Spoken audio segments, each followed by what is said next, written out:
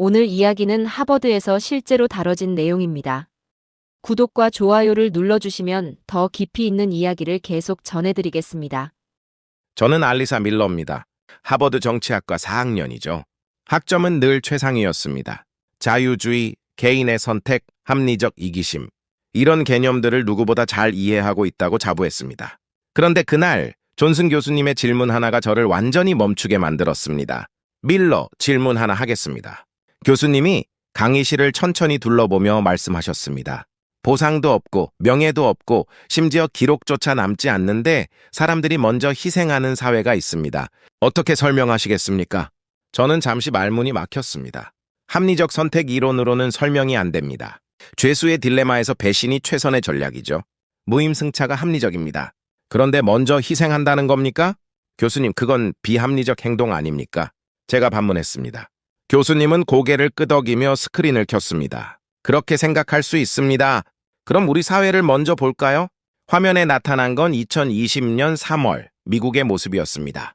텅 빈 슈퍼마켓 선반들, 화장지를 둘러싼 사람들의 몸싸움, 총기 판매점 앞에 늘어선 긴 줄, 코로나 팬데믹 초기의 혼란이었습니다.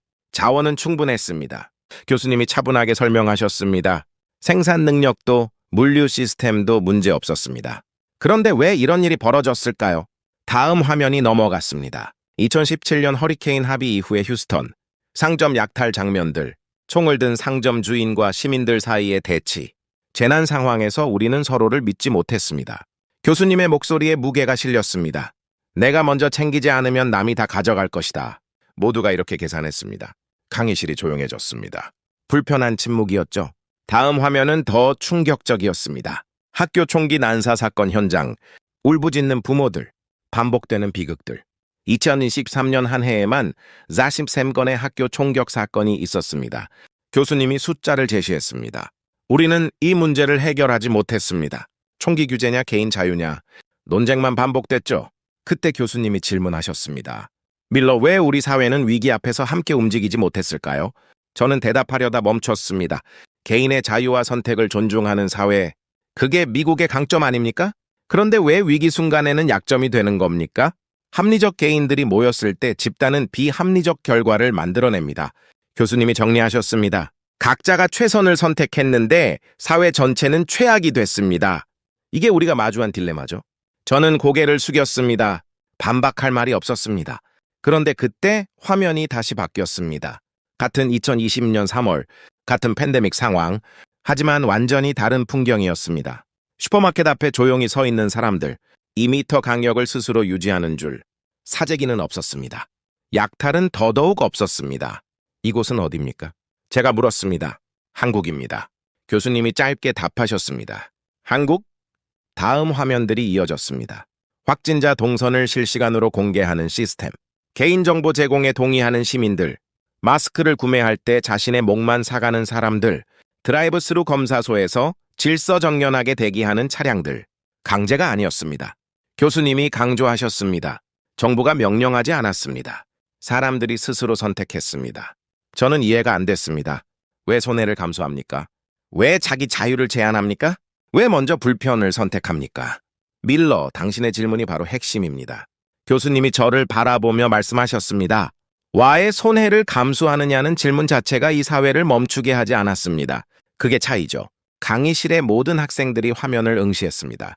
다음 화면에는 숫자들이 나타났습니다. 인구 대비 사망률, 경제 회복 속도, 사회 신뢰도. 모든 지표에서 한국이 앞서 있었습니다. 같은 위기였습니다. 같은 시간이었습니다. 교수님이 천천히 말씀하셨습니다. 하지만 결과는 완전히 달랐습니다. 왜 그럴까요? 그 질문이 제 머릿속에서 맴돌기 시작했습니다. 개인의 자유를 최우선으로 하는 사회. 그런데 위기 앞에서는 무력했던 우리. 반대로 개인이 먼저 양보하는 사회. 그런데 위기를 더 빨리 극복한 저들. 어떻게 이런 일이 가능한 겁니까? 교수님이 마지막 문장을 던지셨습니다. 오늘부터 우리는 이 질문을 파고들 것입니다. 한국 사회는 어떻게 작동하는가? 강의가 끝났지만 저는 자리에서 일어나지 못했습니다. 머릿속이 복잡했습니다. 4년 동안 배운 모든 이론들이 흔들리기 시작했습니다. 합리적 선택, 개인의 자유, 시장의 효율성. 이 모든 게 정말 최선입니까? 아니면 우리가 놓친 무언가가 있는 겁니까? 그날 밤 저는 한국에 대한 자료를 찾기 시작했습니다. 왜 그들은 다른가? 무엇이 그들을 움직이게 하는가? 그리고 저는 곧 알게 됐습니다. 이건 단순히 문화의 차이가 아니라는 것을, 역사 전체가 이 방식으로 작동해 왔다는 것을. 다음 날 강의가 시작됐습니다. 교수님이 새로운 자료를 펼쳐 보이셨죠? 오늘은 역사로 거슬러 올라가겠습니다. 화면에 흑백 사진이 나타났습니다. 1910년대 한반도, 나라가 사라진 시대였습니다. 국가가 없어졌습니다. 교수님이 설명하셨습니다. 정부도 군대도 법도 사라졌습니다. 그런데 독립운동은 계속됐습니다. 어떻게 가능했을까요? 저는 고개를 갸웃했습니다. 조직을 운영하려면 자금이 필요합니다. 무기를 사려면 돈이 있어야 하죠. 그런데 나라가 없는데 어디서 돈이 나옵니까? 화면이 바뀌었습니다. 하와이 사탕수수 농장, 멕시코 에네켄 농장, 러시아 연해주, 만주 벌판, 해외 노동자들이었습니다. 교수님의 목소리가 낮아졌습니다. 하루 12시간 노동의 월급은 $15. 그중 $5를 독립자금으로 보냈습니다. 저는 계산을 해봤습니다. 월급의 3분의 1입니다. 생활비를 그만큼 줄인다는 뜻이죠. 왜 그렇게 했습니까? 제가 물었습니다. 본인들이 독립을 보지 못할 수도 있었는데요. 교수님이 고개를 끄덕이셨습니다. 맞습니다. 실제로 많은 사람들이 독립을 보지 못하고 세상을 떠났습니다. 화면에 숫자가 나타났습니다. 1919년부터 1945년까지 26년간 해외 동포들이 보낸 독립자금 총액, 현재 가치로 환산하면 1조 원이 넘었습니다. 기록에 남지 않은 돈이 더 많습니다. 교수님이 덧붙이셨습니다. 이름을 밝히지 않은 송금, 물건으로 보낸 지원, 직접 전달한 현금까지 합치면 훨씬 더 많았을 겁니다. 다음 자료가 나왔습니다. 국내의 상황이었습니다. 가정이 국가를 대신했습니다. 교수님이 새로운 사진을 보여주셨습니다.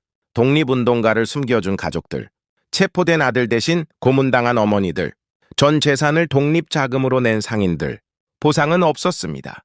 교수님의 말이 계속됐습니다. 오히려 처벌받았습니다. 연좌제로 가족 전체가 감시당했죠. 그런데도 멈추지 않았습니다. 저는 이해가 안 됐습니다. 합리적 계산이 아닙니다. 리스크가 너무 큽니다. 그런데 왜 그렇게 했습니까? 밀러, 이 사람들은 미쳤다고 생각합니까? 교수님이 저를 바라보며 물으셨습니다. 아닙니다. 제가 솔직하게 답했습니다. 하지만 설명이 안 됩니다. 개인의 이익을 완전히 무시한 선택인데요. 교수님이 천천히 고개를 끄덕이셨습니다. 그게 바로 우리가 놓친 부분입니다. 이들은 개인의 이익을 무시한 게 아닙니다. 화면에 한 문장이 나타났습니다. 다음 세대가 선택할 수 있는 상태를 만드는 것. 이게 이들의 계산이었습니다. 교수님이 설명하셨습니다. 본인은 독립을 못 봐도 자식은 볼 수 있게 하자. 이게 목표였습니다. 저는 숨이 막혔습니다. 30년을 내다본 계산입니다. 본인의 생애를 넘어선 투자죠. 그리고 실제로 그렇게 됐습니다. 교수님이 마지막 사진을 보여주셨습니다. 1945년 광복 직후의 한반도, 거리를 가득 메운 사람들, 태극기를 흔드는 손들, 26년간 이어진 지원이 조직을 살렸습니다. 교수님의 목소리에 감정이 실렸습니다. 임시정부가 유지됐습니다. 독립군이 훈련을 계속했습니다. 그리고 마침내 해방을 맞았죠. 강의실이 조용해졌습니다. 학생들 모두 말없이 화면을 바라봤습니다. 저도 마찬가지였습니다. 이게 첫 번째 패턴입니다. 교수님이 정리하셨습니다. 국가가 사라졌을 때 개인이 국가를 대신했습니다. 보상 없이, 기록 없이, 명예도 없이 말입니다. 그때 한 학생이 손을 들었습니다. 교수님, 그건 특수한 상황 아닙니까? 나라를 잃었으니 어쩔 수 없었던 거죠? 교수님이 미소를 지으셨습니다. 좋은 질문입니다. 그럼 나라를 되찾은 후는 어땠을까요? 다음 화면이 준비됐습니다. 1950년대 사진들이었습니다. 전쟁으로 폐허가 된 땅, 아무것도 남지 않은 도시들. 이제부터가 진짜 시험 때였습니다. 교수님이 말씀하셨습니다. 독립은 했습니다. 하지만 전쟁으로 모든 게 파괴됐습니다. 이 상황에서 사회는 어떻게 작동했을까요? 저는 공책에 메모를 시작했습니다. 패턴이 보이기 시작했습니다. 위기 상황, 국가 기능 마비. 그런데 사회는 멈추지 않는다. 어떻게 그게 가능한가? 교수님이 다음 장을 예고하셨습니다. 내일은 전후 재건 이야기를 하겠습니다. 아무것도 없던 나라가 어떻게 다시 일어섰는지 말입니다. 수업이 끝났습니다. 하지만 저는 도서관으로 향했습니다. 더 알아야 했습니다. 이 패턴이 정말 반복되는지 확인해야 했죠. 그날 밤 저는 수십 개의 논문을 읽었습니다. 한국 현대사, 경제발전, 사회구조, 그리고 놀라운 사실을 발견했습니다. 같은 패턴이 계속 나타났습니다. 시대가 바뀌어도, 상황이 달라져도 누군가 먼저 감당한다. 이 한 가지만은 변하지 않았습니다. 사흘째 강의였습니다. 교수님이 새로운 지도를 펼쳤습니다. 중동과 유럽이 표시된 세계 지도였죠. 1960년대입니다. 교수님이 시작하셨습니다. 전쟁은 끝났지만 나라는 여전히 가난했습니다. 1인당 국민소득 79달러. 아프리카 최빈국 수준이었죠. 화면에 숫자가 나타났습니다. 필리핀 254달러, 태국 123달러, 한국 79달러, 아시아에서 가장 가난한 나라 중 하나였습니다. 저는 고개를 끄덕였습니다. 그 정도면 희망이 없어 보입니다. 그런데 이상한 일이 벌어집니다. 교수님이 다음 화면을 켰습니다. 서독 탄광, 사우디 사막 건설 현장. 1963년부터 젊은이들이 해외로 나가기 시작했습니다. 탄광에서 일하는 광부들 사진이 나왔습니다. 땅 밑 1000m, 하루 12시간 작업, 서독 탄광 노동자 월급이 300마르크였습니다. 교수님이 설명하셨습니다. 현재 가치로 약 200만 원 정도죠? 이 중 절반 이상을 한국으로 송금했습니다. 저는 계산을 해봤습니다. 절반이면 100만 원. 본인은 100만 원으로 독일에서 생활했다는 뜻입니까? 불가능해 보입니다. 제가 말했습니다. 독일 물가로는 생활이 안 되는 금액 아닙니까? 교수님이 다음 자료를 보여주셨습니다. 광부 숙소 사진. 좁은 방에 2층 침대 여러 개, 한 방에 8명씩 살았습니다. 교수님의 설명이 이어졌습니다. 식사는 가장 싼 재료로 직접 해먹었습니다. 매출도 여가도 최소한으로 줄였죠. 다음 사진이 나왔습니다. 중동 건설 현장, 사막 한가운데 임시 막사. 중동은 더 열악했습니다. 교수님이 말씀하셨습니다. 기온이 50도를 넘었습니다. 모래바람이 매일 불었죠. 그런데도 사람들이 갔습니다. 화면에 통계가 나타났습니다. 1995년부터 1985년까지 20년간 해외 파견 노동자 총 170만 명, 송금액 누적 220억 달러. 220억 달러가 어떤 의미입니까? 교수님이 질문하셨습니다. 당시 한국 외환 보유고가 30억 달러였습니다. 노동자들이 보낸 돈이 국가 전체 외환의 7배가 넘었습니다. 저는 숨을 삼켰습니다. 개인들의 송금이 국가 경제를 지탱했다는 뜻입니까? 이 돈으로 뭘 했습니까? 제가 물었습니다. 교수님이 답하셨습니다. 공장을 지었습니다. 도로를 만들었습니다. 항만을 건설했습니다. 화면이 바뀌었습니다. 건설 중인 고속도로, 올라가는 공장 굴뚝들, 확장되는 항구시설들. 1970년 경부고속도로가 완공됐습니다. 교수님이 설명하셨습니다. 1973년 포항제철이 가동을 시작했습니다. 1974년 수출 100억 달러를 돌파했죠. 숫자들이 화면에 나타났습니다. 1965년 1인당 국민소득 105달러, 1975년 1인당 국민소득 6.8달러, 10년 만에 6배 성장입니다. 이게 가능했던 이유가 뭡니까? 한 학생이 물었습니다. 교수님이 답했습니다. 해외에서 번 돈이 국내로 들어왔기 때문입니다. 그리고 그 돈을 번 사람들은 본인을 위해 쓰지 않았습니다. 화면에 편지가 나타났습니다. 독일에서 온 손편지였습니다. 아버지께 이번 달 송금 150마르크 보냅니다. 제 걱정은 하지 마세요. 저는 괜찮습니다. 교수님이 편지를 읽어주셨습니다. 이런 편지가 수천, 수만 통이었습니다. 저는 가슴이 먹먹해졌습니다. 괜찮다고 쓰지만 괜찮지 않았을 겁니다. 150마르크를 보냈으면 본인은 얼마로 살았습니까? 간호사들도 마찬가지였습니다. 교수님이 다른 자료를 보여주셨습니다. 독일 병원에서 일하는 한국 간호사들. 3년 계약이었습니다. 월급 500마르크 중 300마르크를 송금했습니다. 저는 또 계산을 했습니다. 60% 송금입니다. 본인은 40%로 생활한다는 뜻이죠. 왜 그렇게까지 했습니까? 제가 다시 물었습니다. 개인의 희생이 너무 큽니다. 교수님이 잠시 침묵하셨습니다. 그리고 천천히 답하셨습니다. 가족을 먹여 살리기 위해서였습니다. 동생을 학교에 보내기 위해서였습니다. 부모님 병원비를 대기 위해서였죠. 화면에 또 다른 편지가 나타났습니다. 어머니께 동생 대학 등록금 보냅니다. 저는 1년만 더 있다 갈게요. 하지만 결과적으로 교수님이 말을 이었습니다. 이 개인들의 선택이 모여서 국가 전체가 변했습니다. 통계 그래프가 나타났습니다. 수출액 증가 곡선, 외환 보유고 증가 곡선, 1인당 소득 증가 곡선. 모든 선이 가파르게 올라갔습니다. 1977년 수출 100억 달러. 교수님이 숫자를 나열하셨습니다. 1981년 수출 200억 달러. 1988년 수출 600억 달러. 저는 공책에 메모했습니다. 개인의 송금 국가 투자 산업 성장 전체 소득 증가. 선순환 구조였습니다. 그런데 밀러 교수님이 저를 불렀습니다. 이 사람들은 나중에 보상받았습니까? 저는 고개를 갸웃했습니다. 당연히 받았겠죠? 교수님이 고개를 저으셨습니다. 대부분 받지 못했습니다. 다음 자료가 충격적이었습니다. 독일 탄광 노동자들의 진폐증 발병률 35%, 중동건설 노동자들의 산재 사고율 12%. 많은 사람들이 건강을 잃었습니다. 교수님의 목소리가 낮아졌습니다. 보상은 제대로 이루어지지 않았습니다. 기록도 제대로 남지 않았죠. 저는 할 말을 잃었습니다. 희생만 하고 보상은 없었다는 겁니까? 하지만 그들이 보낸 돈으로 자란 세대가 있습니다. 교수님이 마지막 화면을 보여주셨습니다. 1980년대 대학생들, 1990년대 기업인들, 2000년대 전문가들, 이들이 다음 성장을 이끌었습니다. 교수님이 정리하셨습니다. 해외 노동자들은 못 봤지만 그들의 자녀 세대가 결과를 만들었습니다. 강의가 끝났습니다. 저는 자리에 앉아 생각했습니다. 한 세대가 감당하면 다음 세대가 선택할 수 있다. 이 공식이 또 반복됐습니다. 그런데 의문이 남았습니다. 이게 계속 가능한가? 희생만 요구하는 사회는 언젠가 무너지지 않는가? 일주일째 강의였습니다. 교수님이 새로운 주제를 꺼내셨습니다. 이제 1970년대로 넘어가겠습니다. 화면에 공장 사진이 나타났습니다. 섬유공장, 전자공장, 신발공장, 산업화가 본격적으로 시작됐습니다. 교수님이 설명하셨습니다. 외국 자본이 들어왔습니다. 공장이 지어졌습니다. 일자리가 생겼죠. 저는 고개를 끄덕였습니다. 경제 발전의 정석 아닙니까? 그런데 노동 조건을 보겠습니다. 다음 화면이 나왔습니다. 근무 시간표였습니다. 오전 2대씩 출근, 오후 10시 퇴근, 주 6일 근무, 하루 15시간입니다. 교수님이 말씀하셨습니다. 주당 90시간입니다. 현재 미국 기준의 2배가 넘는 노동시간이죠. 저는 눈살을 찌푸렸습니다. 그건 노동 착취 아닙니까? 임금은 얼마였습니까? 한 학생이 물었습니다.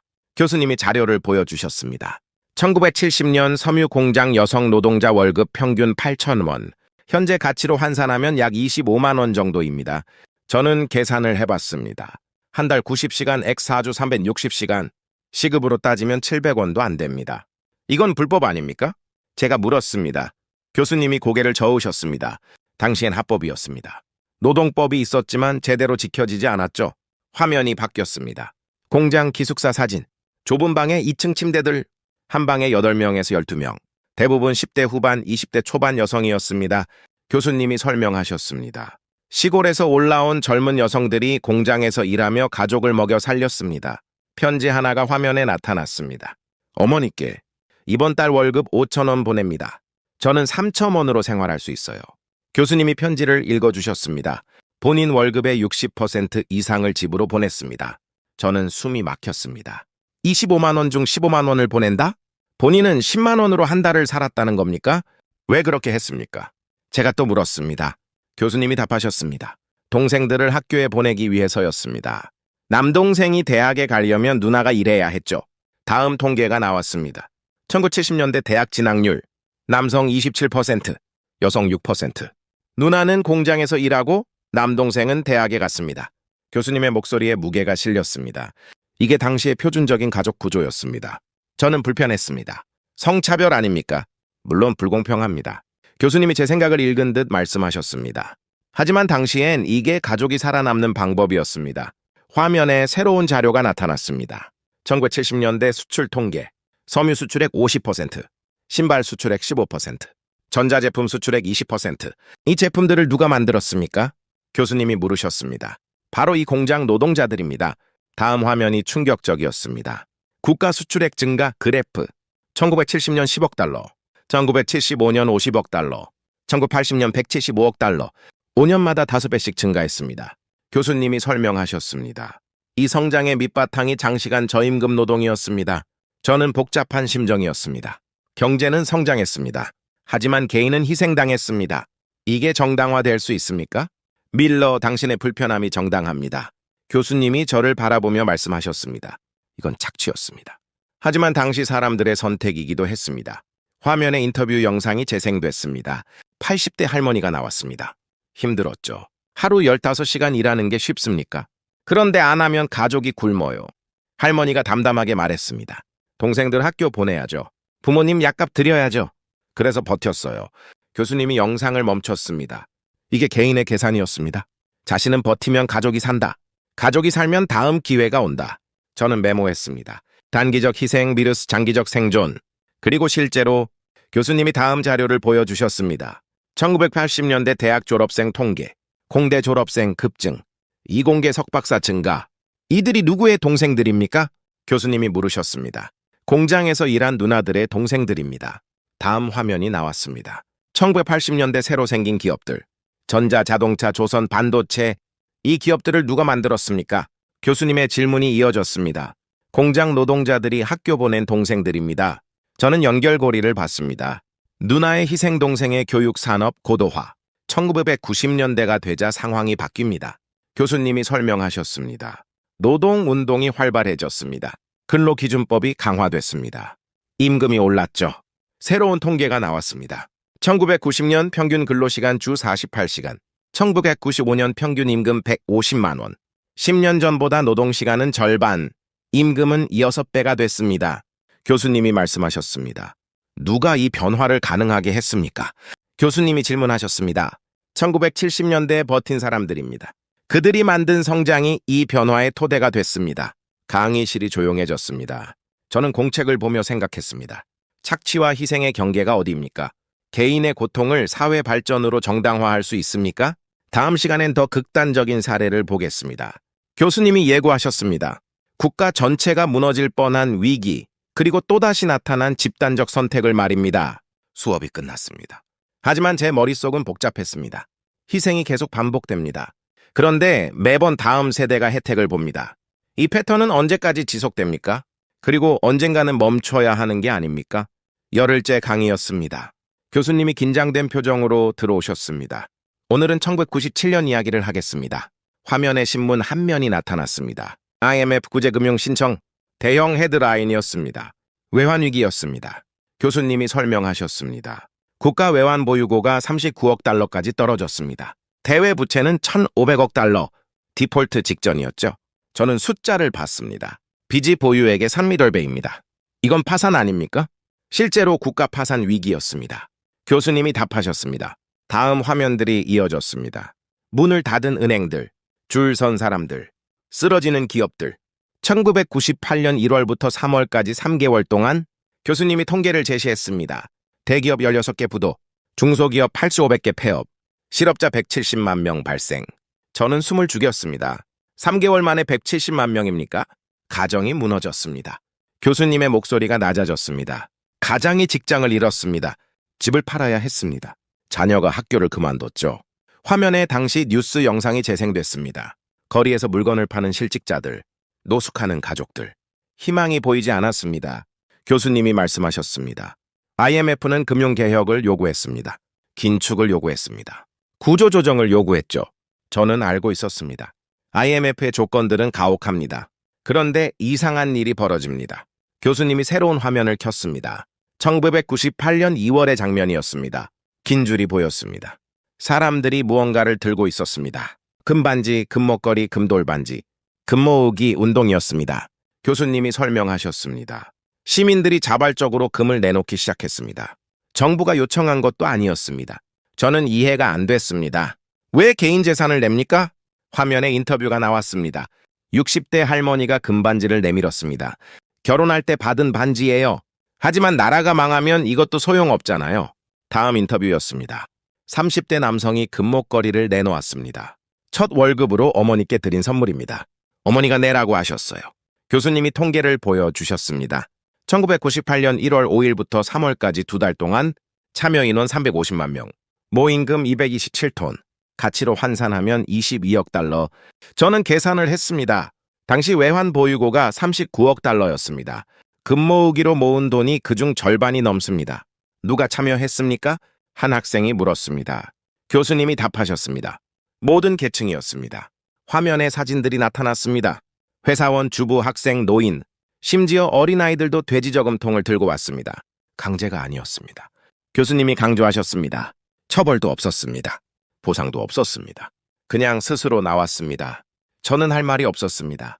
이게 어떻게 가능합니까? 밀러, 이걸 어떻게 설명하시겠습니까? 교수님이 저를 불렀습니다. 저는 솔직하게 답했습니다. 설명이 안 됩니다. 합리적 개인이라면 절대 안 할 선택입니다. 교수님이 고개를 끄덕이셨습니다. 맞습니다. 경제학 교과서로는 설명이 안 됩니다. 하지만 이들에게는 다른 계산이 있었습니다. 화면에 인터뷰가 하나 더 나왔습니다. 40대 가장이 말했습니다. 저도 직장을 잃었습니다. 하지만 나라가 살아야 제가 다시 일할 수 있잖아요. 교수님이 설명하셨습니다. 개인의 생존과 국가의 생존이 연결돼 있다고 본 겁니다. 다음 자료가 나왔습니다. 금 모으기 이후의 변화였습니다.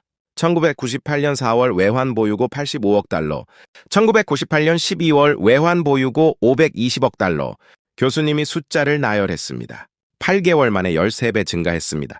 2001년 8월 3년 6개월 만에 IMF 차입금 195억 달러 전액 상환. 저는 놀랐습니다. 원래 5년 상환 계획 아니었습니까? 세계 최초로 조기 상환한 나라가 됐습니다. 교수님이 말씀하셨습니다.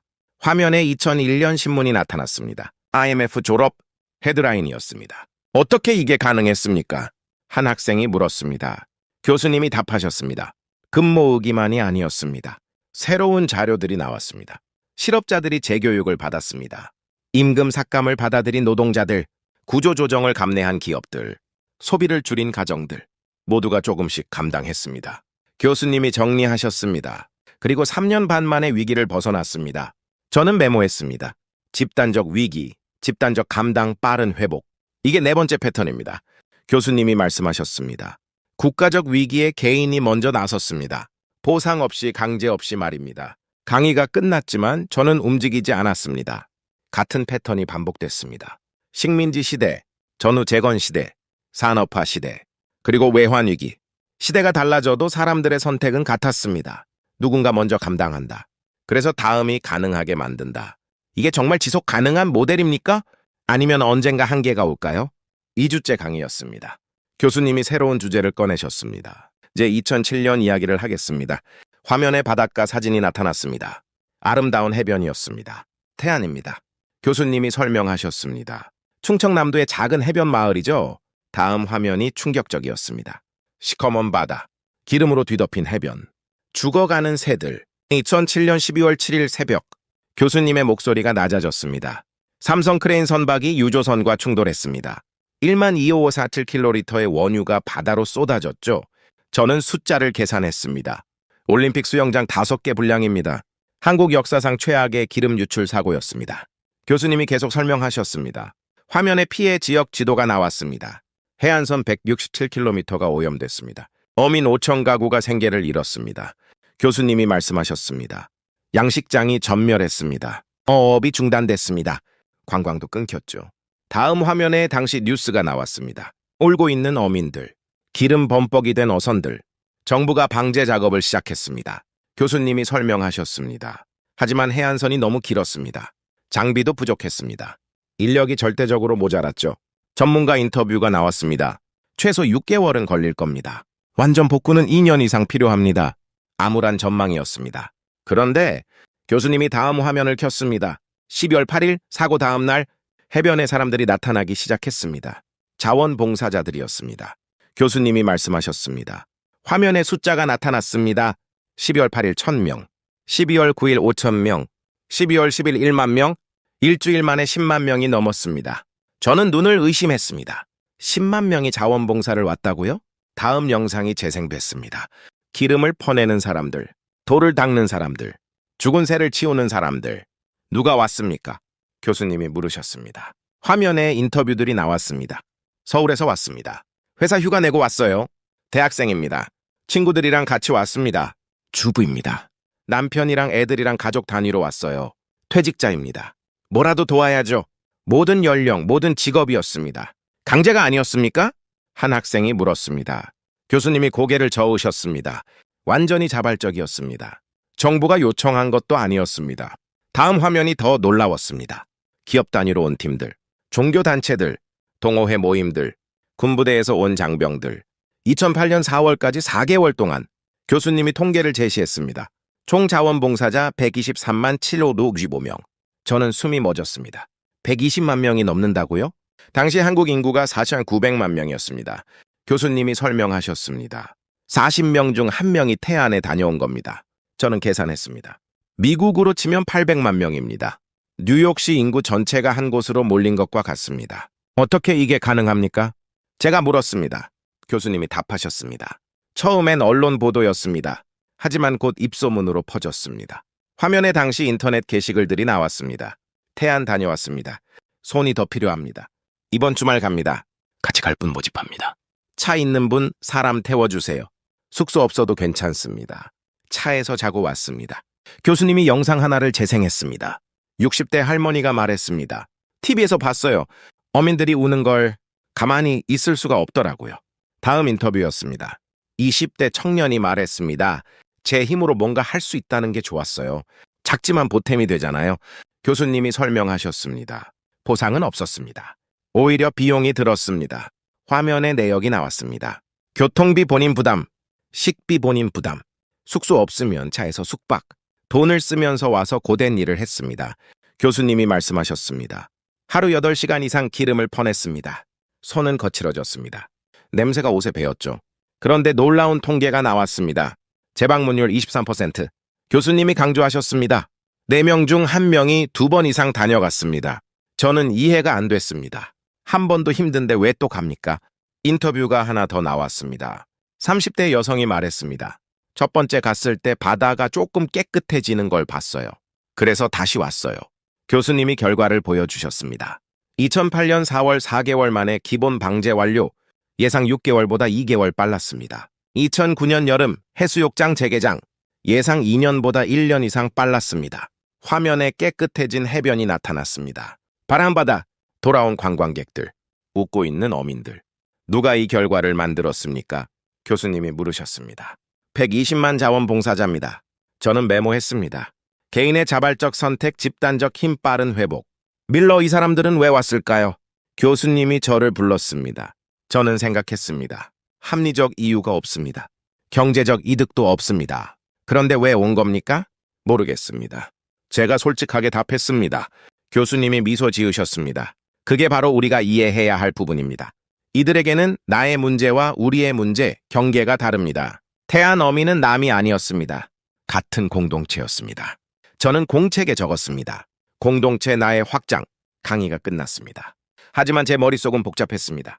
패턴이 또 반복됐습니다. 위기가 오면 누군가 먼저 움직입니다. 강제도 없이 보상도 없이, 그리고 함께 위기를 넘습니다. 마지막 주 강의였습니다. 교수님이 들어오시며 말씀하셨습니다. 오늘은 2020년으로 돌아갑니다. 화면에 익숙한 장면이 나왔습니다. 마스크 쓴 사람들, 텅 빈 거리들, 코로나 팬데믹이었습니다. 우리는 첫 시간에 이 장면을 봤습니다. 교수님이 상기시켰습니다. 미국과 한국의 대비. 기억하시죠? 저는 고개를 끄덕였습니다. 그때는 단순히 문화 차이라고 생각했습니다. 하지만 지금은 달랐습니다. 이제 우리는 맥락을 알고 있습니다. 교수님이 말씀하셨습니다. 100년 동안 반복된 패턴을 봤습니다. 그 패턴이 2020년에도 나타났습니다. 화면이 바뀌었습니다. 2020년 2월 한국 코로나 확진자가 급증하던 시기였습니다. 2월 18일 확진자 31명. 교수님이 숫자를 제시했습니다. 2월 29일 확진자 9명. 11일 만에 30배 증가했습니다. 당시 뉴스 영상이 재생됐습니다. 대구 신천지 집단 감염, 의료 시스템 붕괴 우려, 위기 상황이었습니다. 그런데 사람들의 반응을 보겠습니다. 교수님이 다음 화면을 켰습니다. 슈퍼마켓 앞줄, 2m씩 간격을 두고 서 있는 사람들, 강제가 아니었습니다. 교수님이 강조하셨습니다. 정부가 명령한 것도 아니었습니다. 스스로 거리를 뒀습니다. 다음 장면이었습니다. 마스크 판매대, 1인 2매 구매, 사람들이 순순히 지켰습니다. 사재기가 없었습니다. 교수님이 설명하셨습니다. 본인이 더 사면 남이 못 산다는 걸 알았습니다. 저는 2주 전 우리 강의를 떠올렸습니다. 미국의 사재기 장면들, 화장지를 두고 싸우는 사람들, 완전히 다른 모습이었습니다. 3월부터 본격적인 방역이 시작됐습니다. 교수님이 계속 설명하셨습니다. 화면에 드라이브 스루 검사소가 나왔습니다. 10분 만에 검사 완료. 하루 2만 건 검사 가능. 세계 최초 시스템이었습니다. 교수님이 말씀하셨습니다.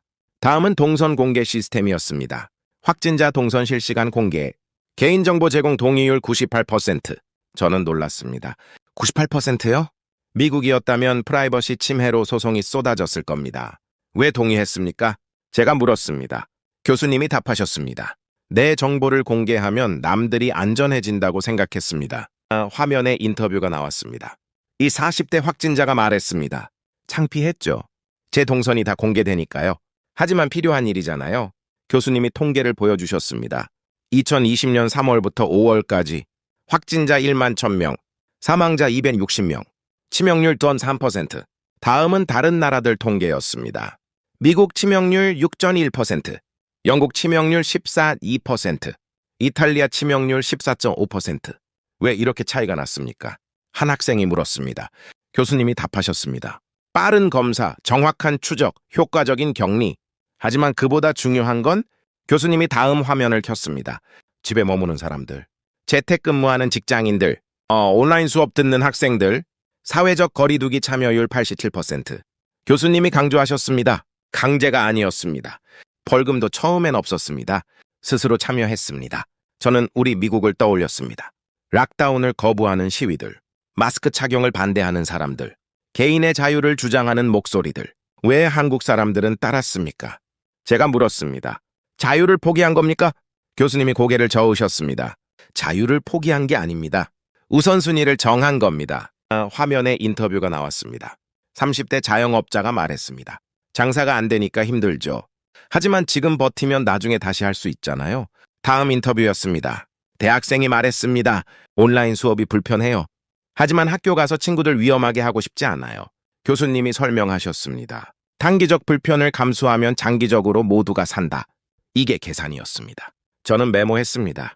개인의 불편 집단의 안전, 그리고 결과가 나왔습니다. 교수님이 통계를 보여주셨습니다. 2020년 경제 성장률, 미국 3.4%, 유럽 6.1%, 한국 0.9%, OECD 국가 중 피해가 가장 적었습니다. 다음 통계였습니다.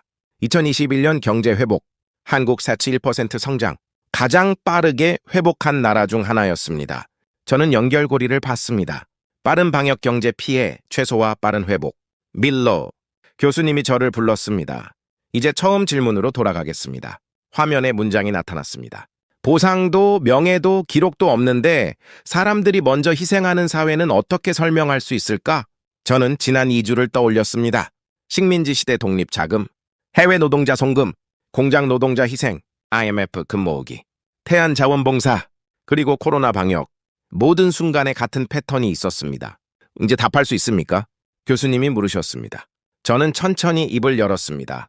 이들에게 희생은 손해가 아니었습니다. 다음 선택이 가능한 상태를 만드는 투자였습니다. 교수님이 고개를 끄덕이셨습니다. 정확합니다. 그리고 매번 그 투자는 결과를 만들어냈습니다. 저는 공책을 보며 정리했습니다. 100년 동안 반복된 선택, 그 선택이 만든 결과들, 그리고 2020년에도 작동한 같은 원리. 강의가 끝나갈 무렵이었습니다. 교수님이 마지막 말씀을 하셨습니다. 다음 시간은 우리의 이야기를 하겠습니다.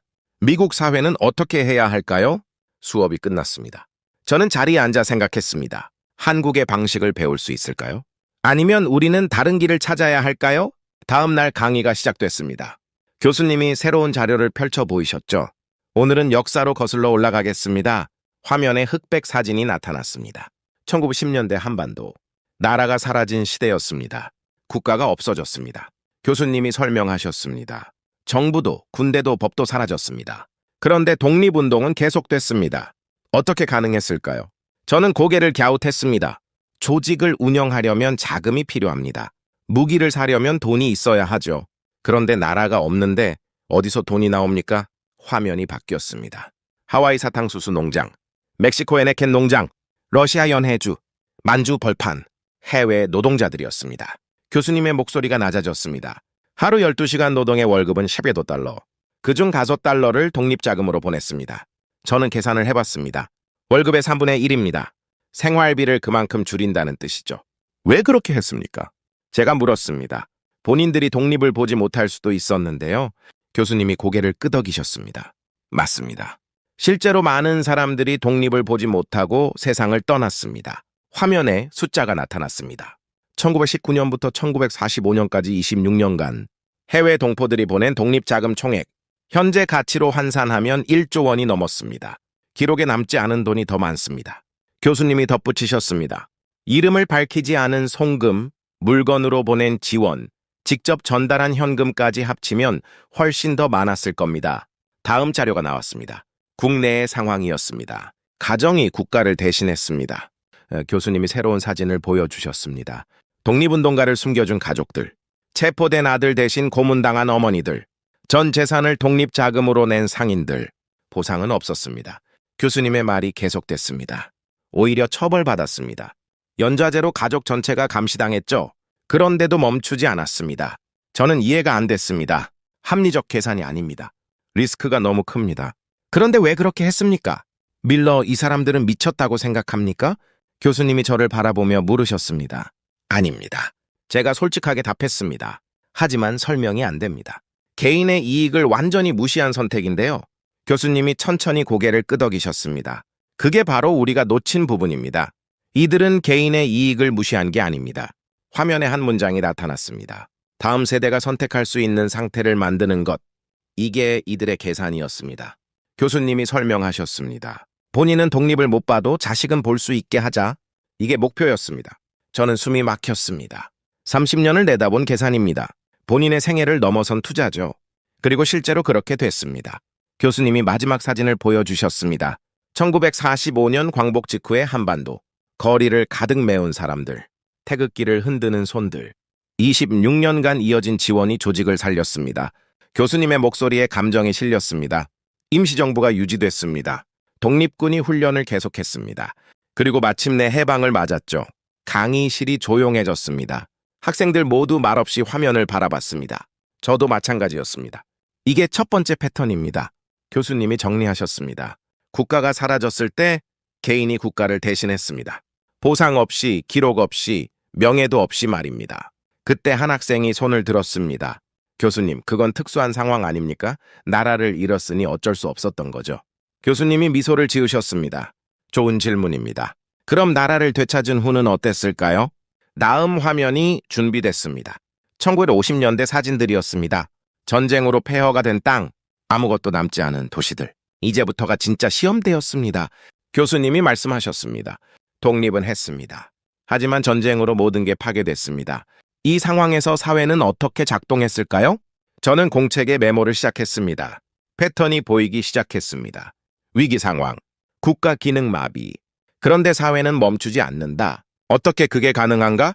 교수님이 다음 장을 예고하셨습니다. 내일은 전후 재건 이야기를 하겠습니다. 아무것도 없던 나라가 어떻게 다시 일어섰는지 말입니다. 수업이 끝났습니다. 하지만 저는 도서관으로 향했습니다. 더 알아야 했습니다. 이 패턴이 정말 반복되는지 확인해야 했죠. 그날 밤 저는 수십 개의 논문을 읽었습니다. 한국 현대사, 경제발전, 사회구조, 그리고 놀라운 사실을 발견했습니다. 같은 패턴이 계속 나타났습니다. 시대가 바뀌어도 상황이 달라져도 누군가 먼저 감당한다. 이 한 가지만은 변하지 않았습니다. 3장, 사흘째 강의였습니다. 교수님이 새로운 지도를 펼쳤습니다. 중동과 유럽이 표시된 세계 지도였죠. 1960년대입니다. 교수님이 시작하셨습니다. 전쟁은 끝났지만 나라는 여전히 가난했습니다. 1인당 국민소득 79달러. 아프리카 최빈국 수준이었죠. 화면에 숫자가 나타났습니다. 필리핀 254달러, 태국 123달러, 한국 79달러. 아시아에서 가장 가난한 나라 중 하나였습니다. 저는 고개를 끄덕였습니다. 그 정도면 희망이 없어 보입니다. 그런데 이상한 일이 벌어집니다. 교수님이 다음 화면을 켰습니다. 서독 탄광, 사우디 사막 건설 현장. 1963년부터 젊은이들이 해외로 나가기 시작했습니다. 탄광에서 일하는 광부들 사진이 나왔습니다. 땅 밑 1000m, 하루 12시간 작업. 서독 탄광 노동자 월급이 300마르크였습니다. 교수님이 설명하셨습니다. 현재 가치로 약 200만 원 정도죠. 이 중 절반 이상을 한국으로 송금했습니다. 저는 계산을 해봤습니다. 절반이면 100만 원. 본인은 100만 원으로 독일에서 생활했다는 뜻입니까? 불가능해 보입니다. 제가 말했습니다. 독일 물가로는 생활이 안 되는 금액 아닙니까? 교수님이 다음 자료를 보여주셨습니다. 광부 숙소 사진. 좁은 방에 2층 침대 여러 개.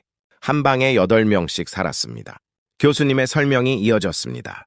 식사는 가장 싼 재료로 직접 해먹었습니다. 외출도 여가도 최소한으로 줄였죠. 다음 사진이 나왔습니다. 중동 건설 현장. 사막 한가운데 임시 막사. 중동은 더 열악했습니다. 교수님이 말씀하셨습니다. 기온이 50도를 넘었습니다. 모래바람이 매일 불었죠. 그런데도 사람들이 갔습니다. 화면에 통계가 나타났습니다. 1965년부터 1985년까지 20년간 해외 파견 노동자 총 170만 명, 송금액 누적 220억 달러, 220억 달러가 어떤 의미입니까? 교수님이 질문하셨습니다. 당시 한국 외환 보유고가 30억 달러였습니다. 노동자들이 보낸 돈이 국가 전체 외환의 2불배가 넘었습니다. 저는 숨을 삼켰습니다. 개인들의 송금이 국가 경제를 지탱했다는 뜻입니까? 이 돈으로 뭘 했습니까? 제가 물었습니다. 교수님이 답하셨습니다. 공장을 지었습니다. 도로를 만들었습니다. 항만을 건설했습니다. 화면이 바뀌었습니다. 건설 중인 고속도로, 올라가는 공장 굴뚝들, 확장되는 항구시설들. 1970년 경부고속도로가 완공됐습니다. 교수님이 설명하셨습니다. 1973년 포항제철이 가동을 시작했습니다. 1974년 수출 100억 달러를 돌파했죠. 숫자들이 화면에 나타났습니다. 1965년 1인당 국민소득 115달러, 1975년 1인당 국민소득 6.8달러, 10년 만에 6배 성장입니다. 이게 가능했던 이유가 뭡니까? 한 학생이 물었습니다. 교수님이 답했습니다. 해외에서 번 돈이 국내로 들어왔기 때문입니다. 그리고 그 돈을 번 사람들은 본인을 위해 쓰지 않았습니다. 화면에 편지가 나타났습니다. 독일에서 온 손편지였습니다. 아버지께 이번 달 송금 150마르크 보냅니다. 제 걱정은 하지 마세요. 저는 괜찮습니다. 교수님이 편지를 읽어주셨습니다. 이런 편지가 수만 통이었습니다. 저는 가슴이 먹먹해졌습니다. 괜찮다고 쓰지만 괜찮지 않았을 겁니다. 150마르크를 보냈으면 본인은 얼마로 살았습니까? 간호사들도 마찬가지였습니다. 교수님이 다른 자료를 보여주셨습니다. 독일 병원에서 일하는 한국 간호사들 3년 계약이었습니다. 월급 500마르크 중 300마르크를 송금했습니다. 저는 또 계산을 했습니다. 60% 송금입니다. 본인은 40%로 생활한다는 뜻이죠. 왜 그렇게까지 했습니까? 제가 다시 물었습니다. 개인의 희생이 너무 큽니다. 교수님이 잠시 침묵하셨습니다. 그리고 천천히 답하셨습니다. 가족을 먹여 살리기 위해서였습니다. 동생을 학교에 보내기 위해서였습니다. 부모님 병원비를 대기 위해서였죠. 화면에 또 다른 편지가 나타났습니다. 어머니께 동생 대학 등록금 보냅니다. 저는 1년만 더 있다 갈게요. 하지만 결과적으로 교수님이 말을 이었습니다. 이 개인들의 선택이 모여서 국가 전체가 변했습니다. 통계 그래프가 나타났습니다. 수출액 증가 곡선, 외환보유고 증가 곡선, 1인당 소득 증가 곡선, 모든 선이 가파르게 올라갔습니다. 코르치 17년 수출 100억 달러, 교수님이 숫자를 나열하셨습니다. 1981년 수출 200억 달러, 1988년 수출 600억 달러. 저는 공책에 메모했습니다. 개인의 송금 국가 투자 산업 성장 전체 소득 증가, 선순환 구조였습니다. 그런데 밀러 교수님이 저를 불렀습니다. 이 사람들은 나중에 보상받았습니까? 저는 고개를 갸웃했습니다. 당연히 받았겠죠? 교수님이 고개를 저으셨습니다. 대부분 받지 못했습니다. 다음 자료가 충격적이었습니다. 독일 탄광 노동자들의 진폐증 발병률 35%, 중동 건설 노동자들의 산재 사고율 12%. 많은 사람들이 건강을 잃었습니다. 교수님의 목소리가 낮아졌습니다. 보상은 제대로 이루어지지 않았습니다. 기록도 제대로 남지 않았죠. 저는 할 말을 잃었습니다. 희생만 하고 보상은 없었다는 겁니까? 하지만 그들이 보낸 돈으로 자란 세대가 있습니다. 교수님이 마지막 화면을 보여주셨습니다. 1980년대 대학생들, 1990년대 기업인들, 2000년대 전문가들. 이들이 다음 성장을 이끌었습니다. 교수님이 정리하셨습니다. 해외 노동자들은 못 봤지만 그들의 자녀 세대가 결과를 만들었습니다. 강의가 끝났습니다. 저는 자리에 앉아 생각했습니다. 한 세대가 감당하면 다음 세대가 선택할 수 있다. 이 공식이 또 반복됐습니다. 그런데 의문이 남았습니다. 이게 계속 가능한가? 희생만 요구하는 사회는 언젠가 무너지지 않는가? 4장, 일주일째 강의였습니다. 교수님이 새로운 주제를 꺼내셨습니다. 이제 1970년대로 넘어가겠습니다. 화면에 공장 사진이 나타났습니다. 섬유 공장, 전자 공장, 신발 공장. 산업화가 본격적으로 시작됐습니다. 교수님이 설명하셨습니다. 외국 자본이 들어왔습니다. 공장이 지어졌습니다. 일자리가 생겼죠. 저는 고개를 끄덕였습니다. 경제 발전의 정석 아닙니까? 그런데 노동 조건을 보겠습니다. 다음 화면이 나왔습니다. 근무 시간표였습니다. 오전 7시 출근, 오후 10시 퇴근. 주 6일 근무, 하루 15시간입니다. 교수님이 말씀하셨습니다. 주당 90시간입니다. 현재 미국 기준의 2배가 넘는 노동시간이죠. 저는 눈살을 찌푸렸습니다. 그건 노동 착취 아닙니까? 임금은 얼마였습니까? 한 학생이 물었습니다. 교수님이 자료를 보여주셨습니다. 1970년 섬유공장 여성 노동자 월급 평균 8,000원.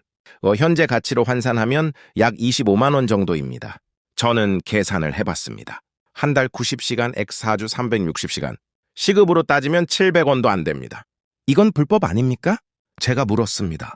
교수님이 고개를 저으셨습니다. 당시엔 합법이었습니다. 노동법이 있었지만 제대로 지켜지지 않았죠. 화면이 바뀌었습니다. 공장 기숙사 사진. 좁은 방에 2층 침대들. 한 방에 8명에서 12명. 대부분 10대 후반, 20대 초반 여성이었습니다. 교수님이 설명하셨습니다. 시골에서 올라온 젊은 여성들이 공장에서 일하며 가족을 먹여 살렸습니다. 편지 하나가 화면에 나타났습니다. 어머니께 이번 달 월급 5,000원 보냅니다. 저는 3,000원으로 생활할 수 있어요. 교수님이 편지를 읽어주셨습니다. 본인 월급의 60% 이상을 집으로 보냈습니다. 저는 숨이 막혔습니다. 25만 원 중 15만 원을 보낸다. 본인은 10만 원으로 한 달을 살았다는 겁니까? 왜 그렇게 했습니까? 제가 또 물었습니다. 교수님이 답하셨습니다. 동생들을 학교에 보내기 위해서였습니다. 남동생이 대학에 가려면 누나가 일해야 했죠. 다음 통계가 나왔습니다. 1970년대 대학 진학률. 남성 27%, 여성 60%. 누나는 공장에서 일하고 남동생은 대학에 갔습니다. 교수님의 목소리에 무게가 실렸습니다. 이게 당시의 표준적인 가족 구조였습니다. 저는 불편했습니다. 성차별 아닙니까? 물론 불공평합니다. 교수님이 제 생각을 읽은 듯 말씀하셨습니다. 하지만 당시엔 이게 가족이 살아남는 방법이었습니다. 화면에 새로운 자료가 나타났습니다. 1970년대 수출 통계. 섬유 수출액 50%, 신발 수출액 15%, 전자제품 수출액 20%. 이 제품들을 누가 만들었습니까? 교수님이 물으셨습니다. 바로 이 공장 노동자들입니다. 다음 화면이 충격적이었습니다. 국가 수출액 증가 그래프. 1970년 10억 달러, 1975년 50억 달러, 1980년 175억 달러, 5년마다 5배씩 증가했습니다. 교수님이 설명하셨습니다. 이 성장의 밑바탕이 장시간 저임금 노동이었습니다. 저는 복잡한 심정이었습니다. 경제는 성장했습니다. 하지만 개인은 희생당했습니다. 이게 정당화될 수 있습니까? 밀러, 당신의 불편함이 정당합니다. 교수님이 저를 바라보며 말씀하셨습니다. 이건 착취였습니다. 하지만 당시 사람들의 선택이기도 했습니다. 화면에 인터뷰 영상이 재생됐습니다. 80대 할머니가 나왔습니다. 힘들었죠. 하루 15시간 일하는 게 쉽습니까? 그런데 안 하면 가족이 굶어요. 할머니가 담담하게 말했습니다. 동생들 학교 보내야죠. 부모님 약값 드려야죠. 그래서 버텼어요. 교수님이 영상을 멈췄습니다. 이게 개인의 계산이었습니다. 자신은 버티면 가족이 산다. 가족이 살면 다음 기회가 온다. 저는 메모했습니다. 단기적 희생 비우스 장기적 생존. 그리고 실제로 교수님이 다음 자료를 보여주셨습니다. 1980년대 대학 졸업생 통계. 공대 졸업생 급증. 이공계 석박사 증가. 이들이 누구의 동생들입니까? 교수님이 물으셨습니다. 공장에서 일한 누나들의 동생들입니다. 다음 화면이 나왔습니다. 1980년대 새로 생긴 기업들. 전자, 자동차, 조선, 반도체. 이 기업들을 누가 만들었습니까? 교수님의 질문이 이어졌습니다. 공장 노동자들이 학교 보낸 동생들입니다. 저는 연결고리를 봤습니다. 누나의 희생 동생의 교육산업 고도화. 1990년대가 되자 상황이 바뀝니다. 교수님이 설명하셨습니다. 노동운동이 활발해졌습니다. 근로기준법이 강화됐습니다. 임금이 올랐죠. 새로운 통계가 나왔습니다. 1990년 평균 근로시간 주 48시간. 1995년 평균 임금 150만 원. 10년 전보다 노동시간은 절반, 임금은 6배가 됐습니다. 교수님이 말씀하셨습니다. 누가 이 변화를 가능하게 했습니까? 교수님이 질문하셨습니다. 1970년대에 버틴 사람들입니다. 그들이 만든 성장이 이 변화의 토대가 됐습니다. 강의실이 조용해졌습니다. 저는 공책을 보며 생각했습니다. 착취와 희생의 경계가 어디입니까? 개인의 고통을 사회 발전으로 정당화할 수 있습니까? 다음 시간엔 더 극단적인 사례를 보겠습니다. 교수님이 예고하셨습니다. 국가 전체가 무너질 뻔한 위기, 그리고 또다시 나타난 집단적 선택을 말입니다. 수업이 끝났습니다. 하지만 제 머릿속은 복잡했습니다. 희생이 계속 반복됩니다. 그런데 매번 다음 세대가 혜택을 봅니다. 이 패턴은 언제까지 지속됩니까? 그리고 언젠가는 멈춰야 하는 게 아닙니까? 5장, 열흘째 강의였습니다. 교수님이 긴장된 표정으로 들어오셨습니다. 오늘은 1997년 이야기를 하겠습니다. 화면에 신문 한 면이 나타났습니다. IMF 구제금융 신청, 대형 헤드라인이었습니다. 외환위기였습니다. 교수님이 설명하셨습니다. 국가 외환 보유고가 39억 달러까지 떨어졌습니다. 대외부채는 1,500억 달러. 디폴트 직전이었죠. 저는 숫자를 봤습니다. 빚이 보유액의 38배입니다. 이건 파산 아닙니까? 실제로 국가 파산 위기였습니다. 교수님이 답하셨습니다. 다음 화면들이 이어졌습니다. 문을 닫은 은행들, 줄 선 사람들, 쓰러지는 기업들. 1998년 1월부터 3월까지 3개월 동안 교수님이 통계를 제시했습니다. 대기업 16개 부도, 중소기업 8,500개 폐업, 실업자 170만 명 발생. 저는 숨을 죽였습니다. 3개월 만에 170만 명입니까? 가정이 무너졌습니다. 교수님의 목소리가 낮아졌습니다. 가장이 직장을 잃었습니다. 집을 팔아야 했습니다. 자녀가 학교를 그만뒀죠. 화면에 당시 뉴스 영상이 재생됐습니다. 거리에서 물건을 파는 실직자들, 노숙하는 가족들, 희망이 보이지 않았습니다. 교수님이 말씀하셨습니다. IMF는 금융개혁을 요구했습니다. 긴축을 요구했습니다. 구조조정을 요구했죠. 저는 알고 있었습니다. IMF의 조건들은 가혹합니다. 그런데 이상한 일이 벌어집니다. 교수님이 새로운 화면을 켰습니다. 1998년 2월의 장면이었습니다. 긴 줄이 보였습니다. 사람들이 무언가를 들고 있었습니다. 금반지, 금목걸이, 금돌반지, 금모으기 운동이었습니다. 교수님이 설명하셨습니다. 시민들이 자발적으로 금을 내놓기 시작했습니다. 정부가 요청한 것도 아니었습니다. 저는 이해가 안 됐습니다. 왜 개인 재산을 냅니까? 화면에 인터뷰가 나왔습니다. 60대 할머니가 금반지를 내밀었습니다. 결혼할 때 받은 반지예요. 하지만 나라가 망하면 이것도 소용없잖아요. 다음 인터뷰였습니다. 30대 남성이 금목걸이를 내놓았습니다. 첫 월급으로 어머니께 드린 선물입니다. 어머니가 내라고 하셨어요. 교수님이 통계를 보여주셨습니다. 1998년 1월 5일부터 3월까지 2달 동안 참여 인원 350만 명, 모임금 227톤, 가치로 환산하면 22억 달러. 저는 계산을 했습니다. 당시 외환 보유고가 39억 달러였습니다. 금 모으기로 모은 돈이 그중 절반이 넘습니다. 누가 참여했습니까? 한 학생이 물었습니다. 교수님이 답하셨습니다. 모든 계층이었습니다. 화면에 사진들이 나타났습니다. 회사원, 주부, 학생, 노인, 심지어 어린아이들도 돼지 저금통을 들고 왔습니다. 강제가 아니었습니다. 교수님이 강조하셨습니다. 처벌도 없었습니다. 보상도 없었습니다. 그냥 스스로 나왔습니다. 저는 할 말이 없었습니다. 이게 어떻게 가능합니까? 밀러, 이걸 어떻게 설명하시겠습니까? 교수님이 저를 불렀습니다. 저는 솔직하게 답했습니다. 설명이 안 됩니다. 합리적 개인이라면 절대 안 할 선택입니다. 교수님이 고개를 끄덕이셨습니다. 맞습니다. 경제학 교과서로는 설명이 안 됩니다. 하지만 이들에게는 다른 계산이 있었습니다. 화면에 인터뷰가 하나 더 나왔습니다. 40대 가장이 말했습니다. 저도 직장을 잃었습니다. 하지만 나라가 살아야 제가 다시 일할 수 있잖아요.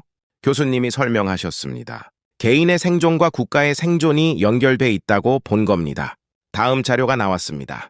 금 모으기 이후의 변화였습니다. 1998년 4월 외환보유고 85억 달러, 1998년 12월 외환보유고 520억 달러. 교수님이 숫자를 나열했습니다. 8개월 만에 13배 증가했습니다. 2001년 8월 3년 6개월 만에 IMF 차입금 195억 달러 전액 상환. 저는 놀랐습니다. 원래 5년 상환 계획 아니었습니까? 세계 최초로 조기 상환한 나라가 됐습니다. 교수님이 말씀하셨습니다. 화면에 2001년 신문이 나타났습니다. IMF 졸업 헤드라인이었습니다. 어떻게 이게 가능했습니까? 한 학생이 물었습니다. 교수님이 답하셨습니다. 금 모으기만이 아니었습니다. 새로운 자료들이 나왔습니다. 실업자들이 재교육을 받았습니다.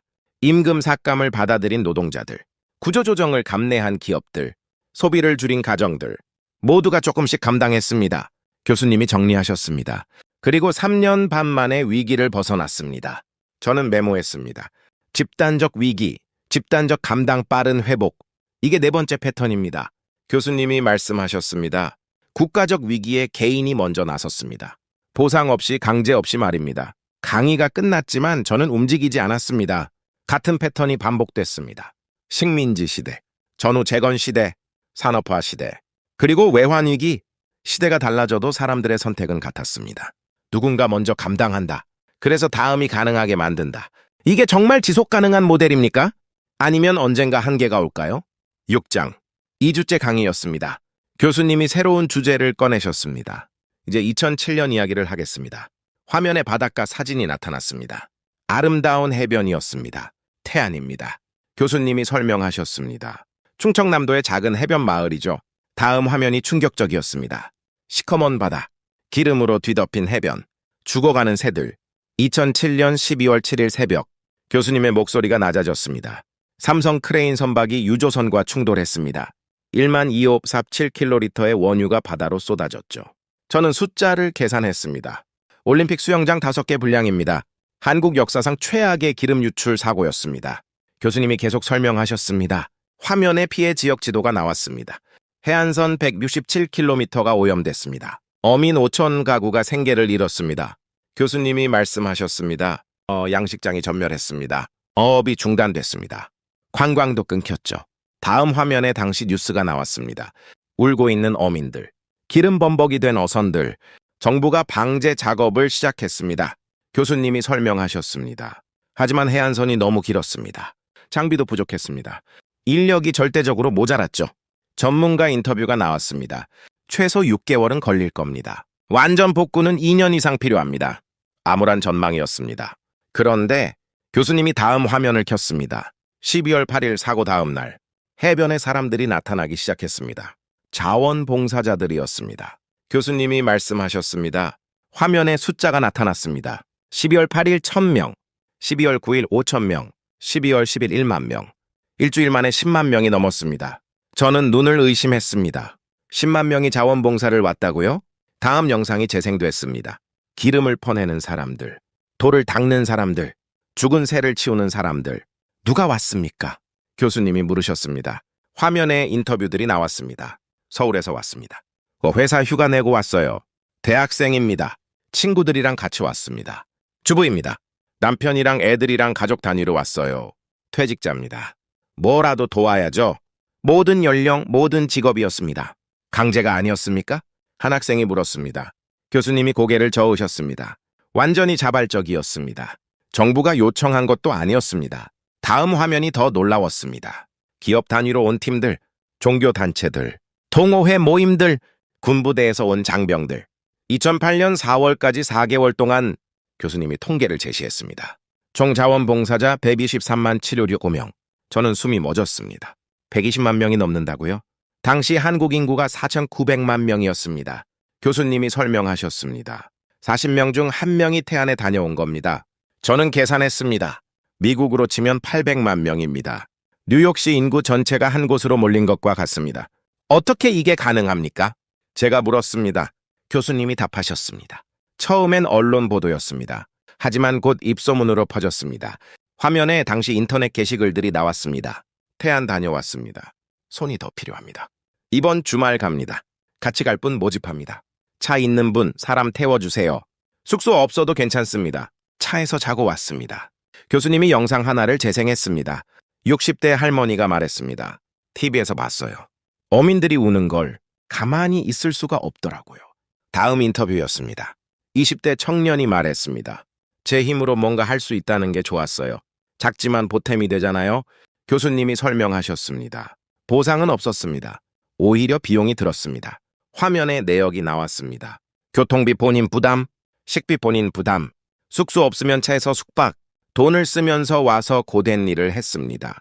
교수님이 말씀하셨습니다. 하루 8시간 이상 기름을 퍼냈습니다. 손은 거칠어졌습니다. 냄새가 옷에 배었죠. 그런데 놀라운 통계가 나왔습니다. 재방문율 23%. 교수님이 강조하셨습니다. 4명 중 1명이 2번 이상 다녀갔습니다.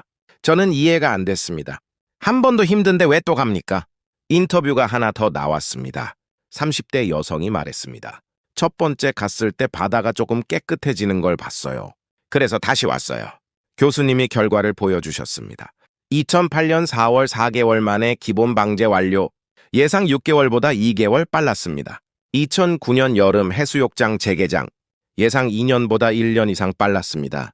화면에 깨끗해진 해변이 나타났습니다. 바람바다. 돌아온 관광객들. 웃고 있는 어민들.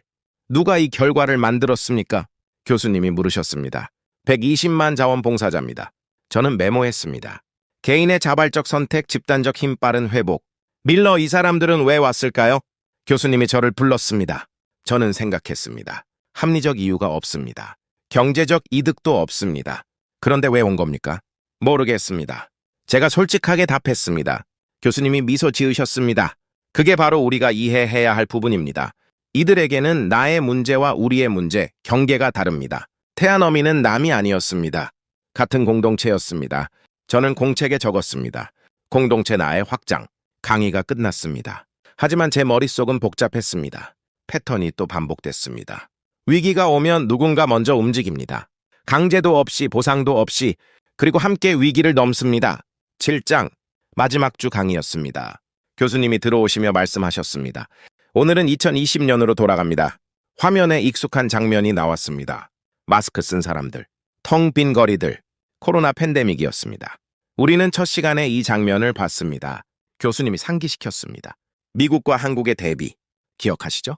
저는 고개를 끄덕였습니다. 그때는 단순히 문화 차이라고 생각했습니다. 하지만 지금은 달랐습니다. 이제 우리는 맥락을 알고 있습니다. 교수님이 말씀하셨습니다. 100년 동안 반복된 패턴을 봤습니다. 그 패턴이 2020년에도 나타났습니다. 화면이 바뀌었습니다. 2020년 2월 한국. 코로나 확진자가 급증하던 시기였습니다. 2월 18일 확진자 31명. 교수님이 숫자를 제시했습니다. 2월 29일 확진자 909명. 11일 만에 30배 증가했습니다. 당시 뉴스 영상이 재생됐습니다. 대구 신천지 집단 감염. 의료 시스템 붕괴 우려. 위기 상황이었습니다. 그런데 사람들의 반응을 보겠습니다. 교수님이 다음 화면을 켰습니다. 슈퍼마켓 앞줄. 2m씩 간격을 두고 서 있는 사람들. 강제가 아니었습니다. 교수님이 강조하셨습니다. 정부가 명령한 것도 아니었습니다. 스스로 거리를 뒀습니다. 다음 장면이었습니다. 마스크 판매대, 1인 님의 구매. 사람들이 순순히 지켰습니다. 사재기가 없었습니다. 교수님이 설명하셨습니다. 본인이 더 사면 남이 못 산다는 걸 알았습니다. 저는 2주 전 우리 강의를 떠올렸습니다. 미국의 사재기 장면들, 화장지를 두고 싸우는 사람들, 완전히 다른 모습이었습니다. 3월부터 본격적인 방역이 시작됐습니다. 교수님이 계속 설명하셨습니다. 화면에 드라이브 스루 검사소가 나왔습니다. 10분 만에 검사 완료. 하루 2만 건 검사 가능. 세계 최초 시스템이었습니다. 교수님이 말씀하셨습니다. 다음은 동선 공개 시스템이었습니다. 확진자 동선 실시간 공개, 개인정보 제공 동의율 98%. 저는 놀랐습니다. 98%요? 미국이었다면 프라이버시 침해로 소송이 쏟아졌을 겁니다. 왜 동의했습니까? 제가 물었습니다. 교수님이 답하셨습니다. 내 정보를 공개하면 남들이 안전해진다고 생각했습니다. 화면에 인터뷰가 나왔습니다. 40대 확진자가 말했습니다. 창피했죠. 제 동선이 다 공개되니까요. 하지만 필요한 일이잖아요. 교수님이 통계를 보여주셨습니다. 2020년 3월부터 5월까지 확진자 1만 1000명, 사망자 260명, 치명률 2.3%. 다음은 다른 나라들 통계였습니다. 미국 치명률 6.1%, 영국 치명률 14.2%, 이탈리아 치명률 14.5%. 왜 이렇게 차이가 났습니까? 한 학생이 물었습니다. 교수님이 답하셨습니다. 빠른 검사, 정확한 추적, 효과적인 격리. 하지만 그보다 중요한 건 교수님이 다음 화면을 켰습니다. 집에 머무는 사람들, 재택근무하는 직장인들, 온라인 수업 듣는 학생들, 사회적 거리두기 참여율 87%. 교수님이 강조하셨습니다. 강제가 아니었습니다. 벌금도 처음엔 없었습니다. 스스로 참여했습니다. 저는 우리 미국을 떠올렸습니다. 락다운을 거부하는 시위들, 마스크 착용을 반대하는 사람들, 개인의 자유를 주장하는 목소리들. 왜 한국 사람들은 따랐습니까? 제가 물었습니다. 자유를 포기한 겁니까? 교수님이 고개를 저으셨습니다. 자유를 포기한 게 아닙니다. 우선순위를 정한 겁니다. 화면에 인터뷰가 나왔습니다. 30대 자영업자가 말했습니다. 장사가 안 되니까 힘들죠. 하지만 지금 버티면 나중에 다시 할 수 있잖아요. 다음 인터뷰였습니다. 대학생이 말했습니다. 온라인 수업이 불편해요. 하지만 학교 가서 친구들 위험하게 하고 싶지 않아요. 교수님이 설명하셨습니다. 단기적 불편을 감수하면 장기적으로 모두가 산다. 이게 계산이었습니다. 저는 메모했습니다. 개인의 불편, 집단의 안전, 그리고 결과가 나왔습니다. 교수님이 통계를 보여주셨습니다. 2020년 경제 성장률, 미국 3.4%, 유럽 x1%, 한국 0.9%, OECD 국가 중 피해가 가장 적었습니다. 다음 통계였습니다. 2021년 경제 회복, 한국 4.1% 성장, 가장 빠르게 회복한 나라 중 하나였습니다. 저는 연결고리를 봤습니다. 빠른 방역 경제 피해 최소화 빠른 회복. 밀러. 교수님이 저를 불렀습니다. 이제 처음 질문으로 돌아가겠습니다. 화면에 문장이 나타났습니다. 보상도 명예도 기록도 없는데 사람들이 먼저 희생하는 사회는 어떻게 설명할 수 있을까? 저는 지난 2주를 떠올렸습니다. 식민지 시대 독립자금, 해외 노동자 송금, 공장 노동자 희생, IMF 금 모으기, 태안 자원봉사, 그리고 코로나 방역, 모든 순간에 같은 패턴이 있었습니다. 이제 답할 수 있습니까? 교수님이 물으셨습니다. 저는 천천히 입을 열었습니다. 이들에게 희생은 손해가 아니었습니다. 다음 선택이 가능한 상태를 만드는 투자였습니다. 교수님이 고개를 끄덕이셨습니다. 정확합니다. 그리고 매번 그 투자는 결과를 만들어냈습니다. 저는 공책을 보며 정리했습니다. 100년 동안 반복된 선택, 그 선택이 만든 결과들. 그리고 2020년에도 작동한 같은 원리. 강의가 끝나갈 무렵이었습니다. 교수님이 마지막 말씀을 하셨습니다. 다음 시간은 우리의 이야기를 하겠습니다. 미국 사회는 어떻게 해야 할까요? 수업이 끝났습니다. 저는 자리에 앉아 생각했습니다. 한국의 방식을 배울 수 있을까요? 아니면 우리는 다른 길을 찾아야 할까요? 8장. 마지막 강의 날이었습니다. 교수님이 들어오시며 조용히 말씀하셨습니다. 오늘은 결론을 내지 않겠습니다. 대신 질문을 남기겠습니다. 저는 긴장했습니다. 2주 동안 배운 모든 것들. 이제 무엇을 해야 합니까? 우리는 한국 사회를 봤습니다. 교수님이 시작하셨습니다. 100년 동안 반복된 패턴을 확인했습니다. 화면에 정리된 내용이 나타났습니다. 1910년대 독립운동, 1960년대 해외노동, 1970년대 산업화, 1997년 IMF 위기, 2007년 태안사고, 2020년 코로나 방역. 공통점이 뭡니까? 교수님이 물으셨습니다. 한 학생이 답했습니다. 누군가 먼저 희생했습니다. 다른 학생이 답했습니다. 보상 없이 감당했습니다. 또 다른 학생이 답했습니다. 그래서 사회가 살아남았습니다. 교수님이 고개를 끄덕이셨습니다. 맞습니다. 하지만 여기서 중요한 질문이 생깁니다. 화면에 두 문장이 나타났습니다. 희생을 강요하는 사회는 위험하다. 아무도 먼저 감당하지 않는 사회는 무너진다. 이 두 명제 사이에서 교수님이 천천히 말씀하셨습니다. 우리는 어디에 서야 합니까? 강의실이 조용해졌습니다. 저도 답을 찾을 수 없었습니다. 미국 사회를 생각해 봅시다. 교수님이 화면을 바꿨습니다. 코로나 당시 미국 모습들, 사재기, 시위, 분열, 우리는 개인의 자유를 지켰습니다. 교수님이 말씀하셨습니다. 하지만 100만 명이 죽었습니다. 숫자가 화면에 나타났습니다. 미국 코로나 사망자 100만 명, 인구 비례 한국의 10배. 자유를 지켰지만 생명을 잃었습니다. 교수님의 목소리가 무거웠습니다. 그렇다면 한국 방식이 답입니까? 다음 화면이 나왔습니다. 한국의 다른 문제들. 높은 자살률, 낮은 출산율, 긴 노동시간, 희생의 문화는 대가가 있습니다. 교수님이 설명하셨습니다. 개인이 계속 감당하면 개인이 무너집니다. 저는 고개를 끄덕였습니다. 그것도 문제입니다. 그럼 어떻게 해야 합니까? 한 학생이 물었습니다. 교수님이 우리를 둘러보셨습니다. 그게 바로 여러분이 답해야 할 질문입니다. 한국을 따라하라는 게 아닙니다. 교수님이 강조하셨습니다. 하지만 한국이 보여준 가능성을 무시할 수도 없습니다. 화면에 질문들이 나타났습니다. 우리 사회에서 위기 앞에 먼저 감당하는 사람은 누구인가?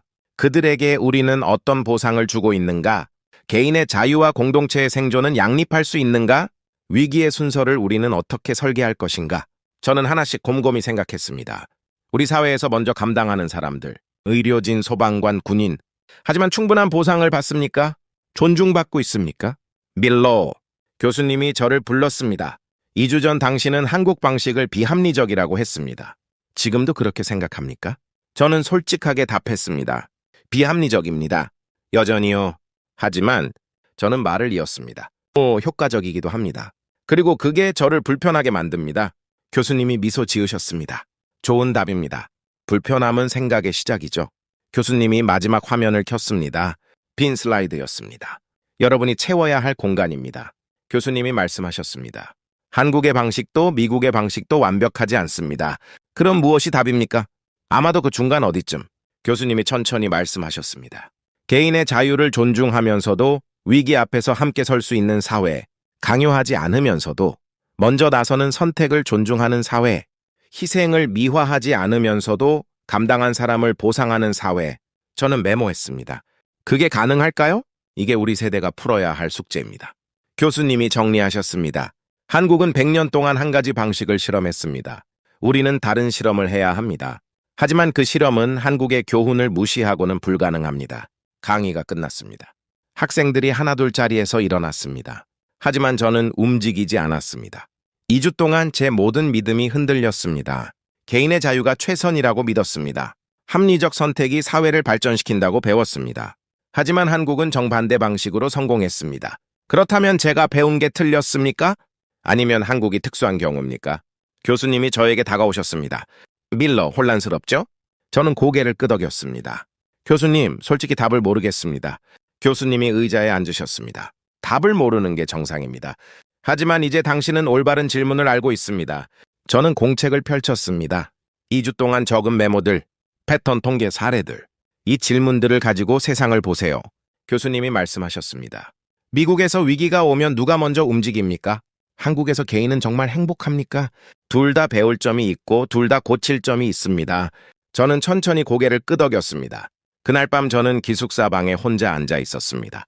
창밖을 보며 생각했습니다. 만약 내일 미국의 위기가 온다면 우리는 함께 설 수 있을까? 아니면 또다시 각자 도생을 선택할까? 그리고 만약 제가 정치인이 된다면, 제가 정책을 만든다면 어떤 사회를 설계해야 할까? 답은 여전히 없었습니다. 하지만 질문은 선명했습니다. 희생을 강요하지 않으면서 누군가는 먼저 나서는 사회. 그게 가능한가? 그리고 우리는 그걸 만들 수 있는가? 저는 공책 마지막 페이지에 적었습니다. 한국은 답이 아니다. 하지만 질문을 던진다. 우리는 무엇을 선택할 것인가? 창밖에 아침 해가 떠올랐습니다. 새로운 하루였습니다. 그리고 저는 이제 다른 눈으로 세상을 보게 될 것입니다. 위기가 왔을 때, 누군가 먼저 나서야 할 때, 우리는 어떤 선택을 할까? 그 선택이 우리 사회의 미래를 결정할 것입니다. 오늘 이야기가 새로운 시각을 드렸다면 좋아요를 눌러주세요. 그리고 주변 분들과 꼭 공유해 주시기 바랍니다. 더 많은 분들이 알아야 할 이야기니까요.